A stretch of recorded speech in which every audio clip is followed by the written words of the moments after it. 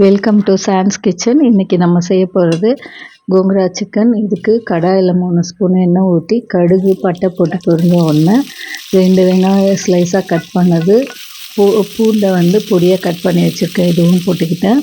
இது கூட கருவேப்பிலை, ஒரு தக்காளி கட் பண்ணதை போட்டு வதக்கிட்டு 2 ஸ்பூன் இஞ்சி பூண்டு பேஸ்ட்டு போட்டு வதக்கி சிக்கன் 1/2 கிலோவை மஞ்சத்தூளும் மிளகாத்தூளும் போட்டு இப்போ கிளறி வச்சுருக்கேன், அதையும் போட்டு வதக்கிட்டு இது கூட 2 ஸ்பூன் மல்லித்தூள், மிளகாய்த்தூள் 2 ஸ்பூன், 1 ஸ்பூன் கரம் மசாலா போட்டு வதக்கலாம்.